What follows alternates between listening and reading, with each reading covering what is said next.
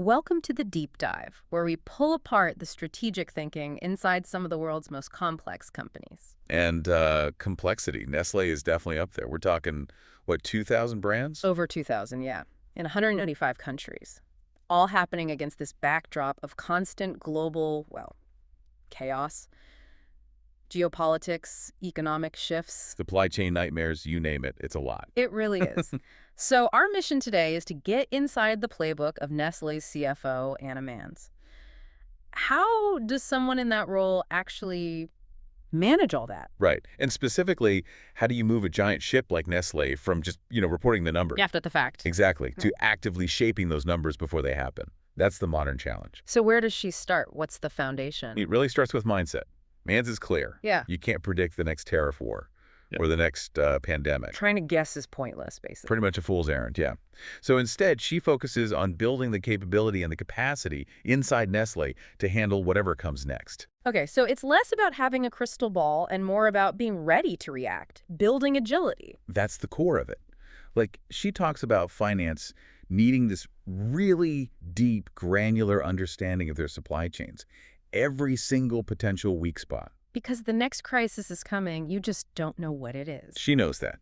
She said she wakes up wondering what the day's issue will be. I can imagine. But if every single headline sparks a 5-alarm fire drill... And the whole organization just grinds to a halt, or you get paralyzed by the sheer volume of crises. So how does she avoid that? How do you filter the important signals from all that background noise? Her technique is constantly pulling people back to the facts. What we actually know. Okay, grounding it in reality. Yeah.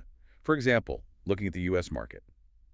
Amid all the global shipping anxiety, she points out, look, a huge chunk of our U.S. manufacturing is already onshore.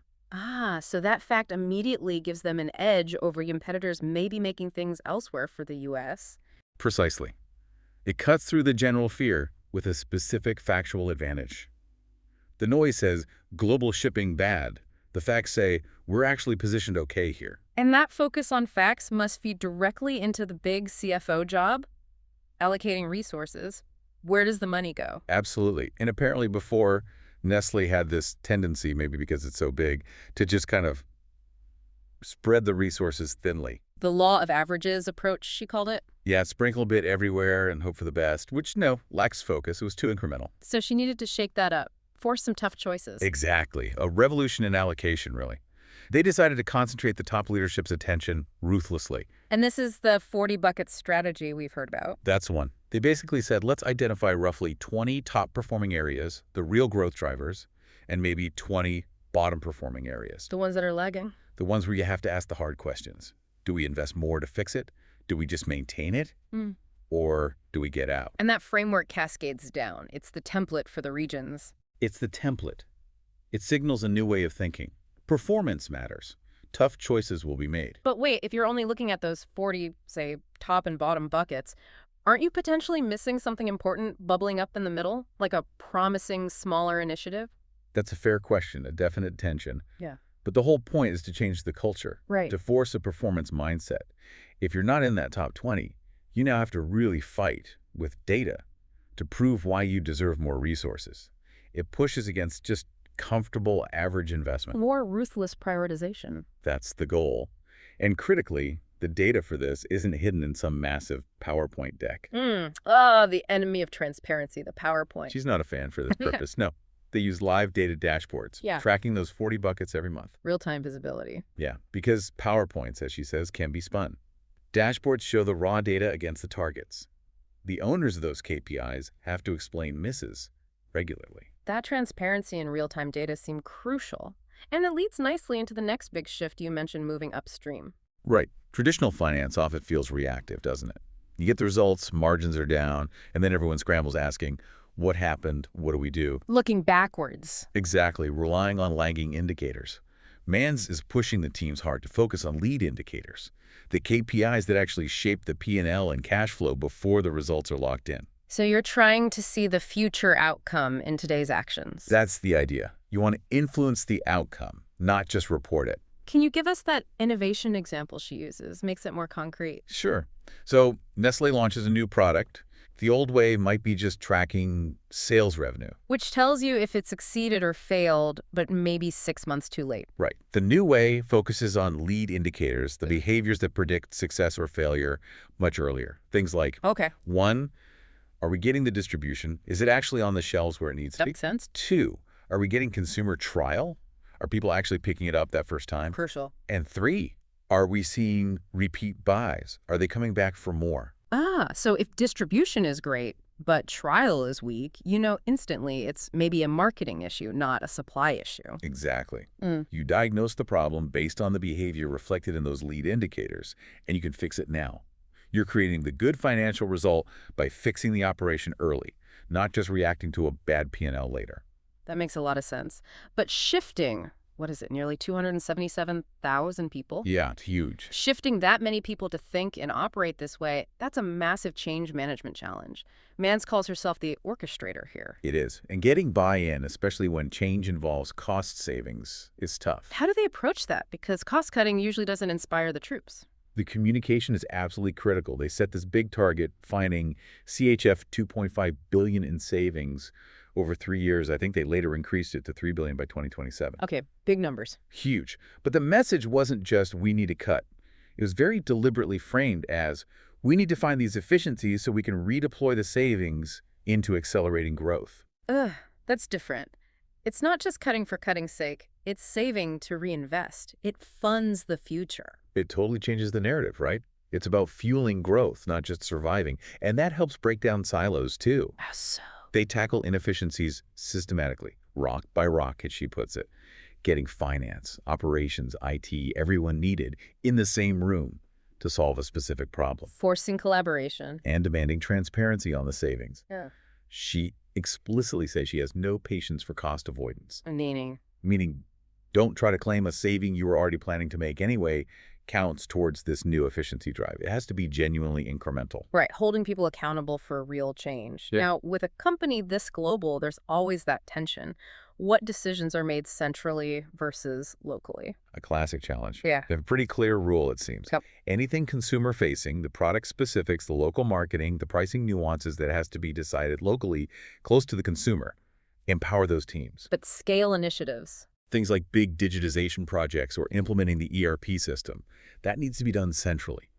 You gain massive efficiencies that way. You don't want 185 different countries all trying to invent their own finance software. Can you imagine? No. You centralize it, maybe do it 2 or 3 times if the core business models differ significantly, like, say, water versus pet food. But not 185 times. That's just duplication and waste. Makes sense.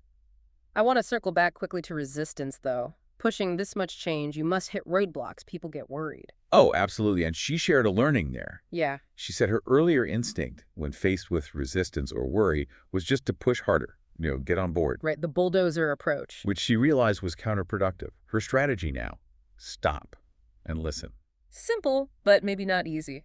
Probably not. Yeah. But she found that if people are pushing back, it's usually because they're genuinely worried about something specific related to the change. Listening helps you understand that fear, address it, and actually, it speeds things up in the end.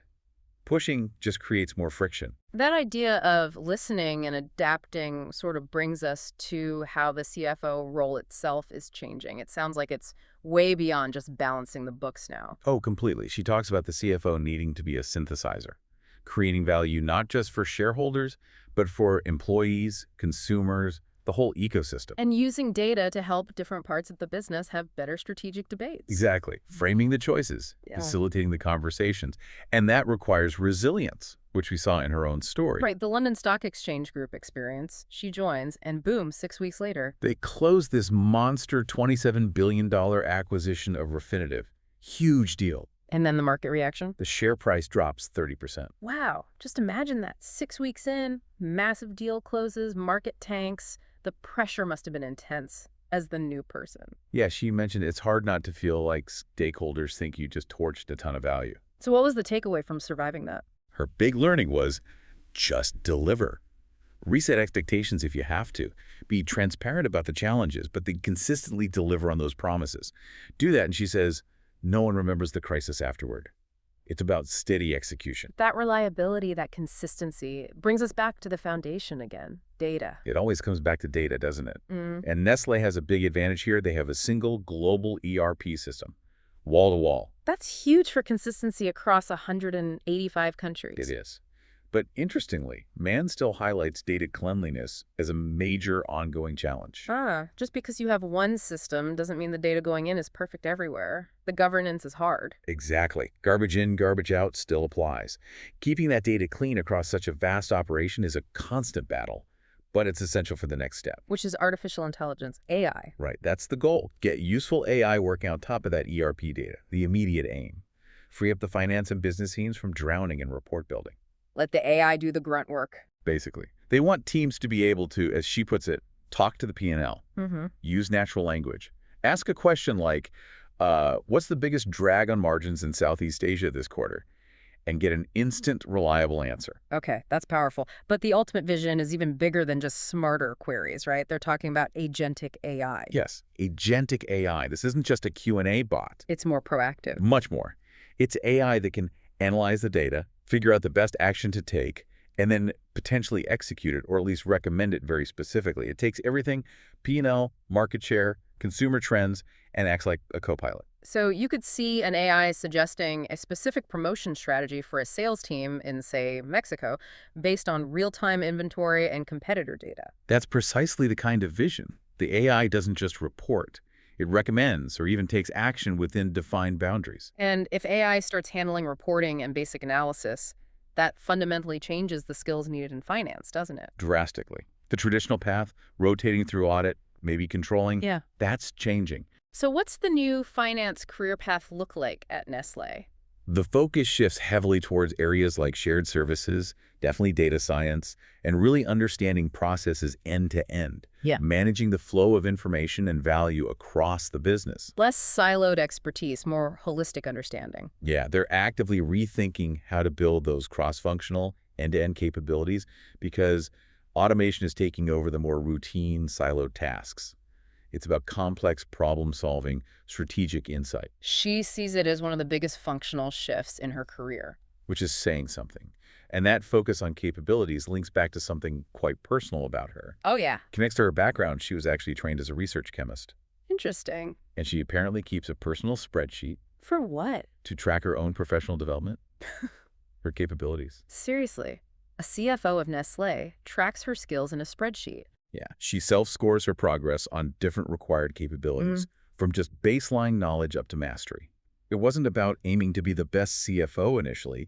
It was about understanding her own skill gaps, figuring out what roles she needed next, constantly preparing. Wow, that level of personal rigor and self-assessment from someone at that level, that's quite something. It really underlines the whole message. It does. The shift from reactive bean counting to proactive, data-driven value creation. It's all there. The focus from the 40 buckets, the push for lead indicators, how they frame investment, embracing AI, it's a cohesive strategy. Absolutely. It boils down to if you don't actively manage the complexity using focus and data, the complexity will absolutely manage you.